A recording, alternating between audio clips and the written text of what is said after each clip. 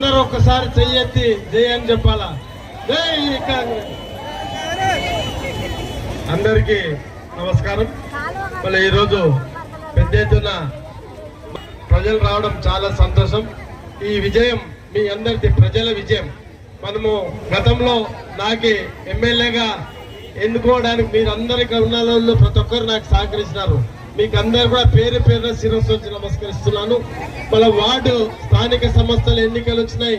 ఈ స్థానిక సంస్థల ఎన్నికల్లో మీరందరూ కూడా మా పార్టీ తరఫున ఏమన్నా ప్రతి ఒక్క వ్యక్తిని గెలిపించాలని కోరుకుంటూ, ఎందుకంటే నేను ఎమ్మెల్యేగా ఉన్నా పనులు కావాలి, వార్డుల్లో పనులు కావాలంటే ఎదుగో దున్నపోతు కట్టేసి ఆవుకు పాలు పిండమంటే రావు. ఆవుకే గడ్డేయాల, ఆవే పాలిస్తుంది. ఎవరికో ఓటేస్తే మనకి వార్డులో పనులు కావు. దయచేసి ఆలోచన చేయండి. గతంలో నేను ఎమ్మెల్యేగా ఉన్నా అన్ని కూడా వార్డులో చాలా మటుకు చేసుకున్నాం. చేయాల్సిన అవసరం చాలా ఉన్నాయి. దయచేసి ఈ ఎన్నికల్లో మీరందరూ కూడా హస్తం గుర్తుకు ఓటేసి గెలిపేయాలని కోరుకుంటూ, ఇక్కడ వచ్చేసిన ప్రతి ఒక్కరు కూడా పేరు పేరున, ఎందుకంటే చాలా మంది పెద్ద ఎత్తున వచ్చినారు. ఈరోజు ఈ నామినేషన్ పర్వం 5 గంటల వరకు ఉంటది. వాళ్ళందరూ కూడా మీ అందరి సహాయ సహకారాలతో మనము ఇక్కడ మున్సిపాలిటీకి పంపిస్తే మీ స్థానిక సమస్యల మీద పూర్తిగా తెలిసిన వ్యక్తులు నిలబెట్టినాం. ఈసారి వాళ్ళు మీ సమస్యలను తీర్చడానికి మీ ముందుకు వస్తున్నారు. ప్రతి వార్డులో మీరు మద్దతు ఇవ్వండి. ఖచ్చితంగా మిమ్మల్ని గుండెల్లో పెట్టుకుని కాపాడుకునే బాధ్యత మా అందరి మీద ఉంది. 37 మంది వార్డు సభ్యుల మీద ఉంది. మిమ్మల్ని కాపాడుకుంటాం.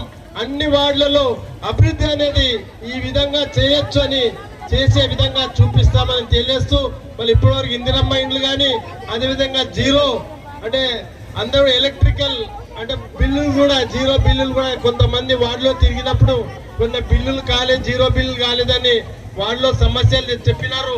ఆ సమస్యలు కూడా తీరుస్తా. ఖచ్చితంగా ఒక్కసారి నా మీద నమ్మకం పెట్టి 37 మందిని గెలిపేయాలని కోరుకుంటున్నాను. ఎందుకంటే రకరకాల వ్యక్తులు వస్తారు, అబద్ధాలు చెప్పే వ్యక్తులు వస్తారు. వాళ్ళు ఎప్పుడు స్థానికంగా ఉండే వాళ్ళు కాదు.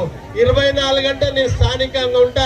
అర్ధరాత్రి వచ్చినా మీకు నా ఇల్లు ఎప్పుడు తెరిసే ఉంటాయి. వాకిళ్ళు అర్ధరాత్రి వచ్చినా పని చేయడానికి సిద్ధంగా ఉంటా.